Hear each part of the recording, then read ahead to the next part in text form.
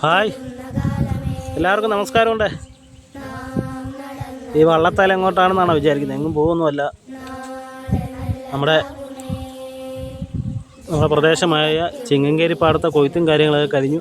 അപ്പോൾ അതിൻ്റെ ലോഡിങ്ങും കാര്യമായിട്ട് ബന്ധപ്പെട്ട് രാവിലെ വന്നതാണ്. അപ്പോൾ ഇന്ന് നെല്ലെടുപ്പുണ്ട്. അപ്പോൾ രാവിലെ തന്നെ നെല്ലെടുപ്പുകാർ വള്ളമായിട്ട് വന്നു. അപ്പോൾ വള്ളത്തേക്ക് കയറി ഇക്കരെ ഇറങ്ങുവാണ്. അപ്പോൾ രാവിലെ തന്നെ പണി സ്റ്റാർട്ട് ചെയ്യുവാണെങ്കിൽ ഇപ്പോഴത്തെ കാലാവസ്ഥയൊക്കെ എല്ലാവർക്കും അറിയാമെന്നല്ലേ, എപ്പോഴാണ് മഴ വരുന്നതെന്ന് പറയാൻ പറ്റത്തില്ല. അതുമല്ല, ചൂട് കൂടിക്കഴിഞ്ഞാൽ നമുക്ക് കണ്ടെത്തി നിൽക്കാൻ പറ്റാത്തൊരവസ്ഥയാവും. അപ്പോൾ രാവിലെ തന്നെ പണി സ്റ്റാർട്ട് ചെയ്യുകയാണെങ്കിൽ ഇന്ന് മൊത്തം 4 വള്ളം ഉണ്ടെന്ന്. 4 വള്ളം എന്ന് പറയുമ്പോൾ ഒരു 8 ലോഡ് 9 ലോഡ് കാണും. അപ്പോൾ രാവിലെ തന്നെ രണ്ട് വള്ളത്തെ പണിത് 2 വള്ളം കയറ്റി വിടുകയാണെങ്കിൽ നമുക്ക് ഫുഡും കാര്യങ്ങളൊക്കെ കഴിക്കും. ഇപ്പോൾ രാവിലെ ആരും ഫുഡ് കഴിക്കാതാണ് വന്നിരിക്കുന്നത്. അപ്പോൾ ഫുഡും കാര്യം കഴിക്കാൻ പോവുകയും ചെയ്യാം. അപ്പോൾ രാവിലെ തന്നെ ആ 2 വള്ളം ലോഡാക്കാനുള്ള ഒരു ധൃതിപ്പണിയിലാണ് ഇപ്പോൾ നടന്നുകൊണ്ടിരിക്കുന്നത്. വാരുകാരാണെങ്കിൽ നല്ല സ്പീഡിൽ വാരുന്നുണ്ട്. നമ്മൾ ചാക്ക് പിടിക്കാനും തയ്ക്കാനും ഒക്കെ ആൾക്കാരുണ്ട്.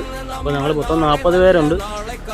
ഇപ്പോൾ ആദ്യം തന്നെ കുറേ ചാക്ക് നിറച്ച് റെഡിയാക്കി തയ്ച്ചിട്ട് വേണം നമുക്ക് വള്ളത്തെ കയറ്റാൻ. അപ്പോൾ അത് ഞങ്ങൾ 40 പേരുള്ളതുകൊണ്ട് ഞങ്ങൾ രണ്ടായിട്ട് നിൽക്കും. 20 പേര് നെല്ല് വാരാനും വാരുന്നവരെ സഹായിക്കാനും തയ്ക്കാനുമായിട്ടൊക്കെ മാറും.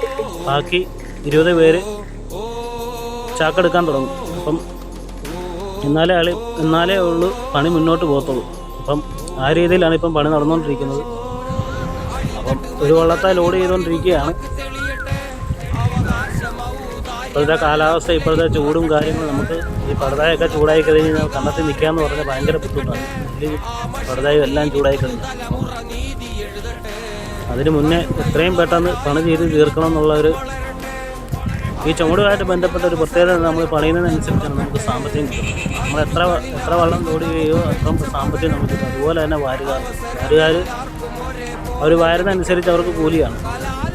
അപ്പോൾ അവർ എത്ര കിൻഡൽ വാരിയോ അത്രയും കിൻഡലിൻ്റെ പൈസ അവർക്ക് കിട്ടും. അതുപോലെ തന്നെ ഞങ്ങൾക്ക് എത്ര കിൻഡൽ വള്ളത്തെ ലോഡ് ചെയ്തോ അത്രയും സാമ്പത്തികം ഞങ്ങൾക്ക് കിട്ടും. അപ്പോൾ അതുകൊണ്ട് എല്ലാവരും നല്ല ആത്മാർത്ഥതയോടുകൂടി പണിയുകയാണ്.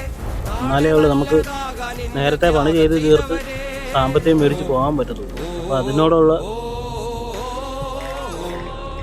സ്പീഡും കാര്യങ്ങളൊക്കെ ഉണ്ട് ഈ പണി. അപ്പോൾ നമ്മുടെ ചൂടുമായിട്ട് ബന്ധപ്പെട്ട ഒരു ചെറിയ വീഡിയോ ഇട്ടേക്കാമെന്ന് വിചാരിച്ച് അങ്ങനെ എടുത്തതാണ്. നമ്മുടെ കഷ്ടപ്പാടും ബുദ്ധിമുട്ടുകളൊക്കെ ഇപ്പോൾ ഒരു വള്ളത്തെ ഒരു സൈഡിൽ ഞങ്ങൾ ലോഡ് ചെയ്തിട്ട് അടുത്ത സൈഡിലോട്ട് പോവുകയാണ്. അപ്പോൾ അവിടുത്തെ നെല്ല് കയറ്റണം. ഇത്രയും ദൂരത്തൊക്കെ കയറി നടന്നു വേണം നമ്മൾ നെല്ലും ചാക്കുമായിട്ട് പോകാൻ. അപ്പം അങ്ങനെയുള്ള ബുദ്ധിമുട്ടും കാര്യങ്ങളൊക്കെ ഉണ്ട്. 3 ചാക്ക് തൂക്കിയാൽ മാത്രമേ 1 കിൻഡലിന് മേളിലാണ് കിട്ടത്തുള്ളൂ. ഇപ്പം 40-45 ഇടയിലുള്ള ചാക്കുകളൊക്കെയാണ്. ഒരു വള്ളം ലോഡ് ചെയ്ത് ഞങ്ങൾ വിട്ടു കേട്ടോ. ഒരു വള്ളം നേരെ കൃഷ്ണപുരത്തോട്ടാണ് പോകുന്നത്.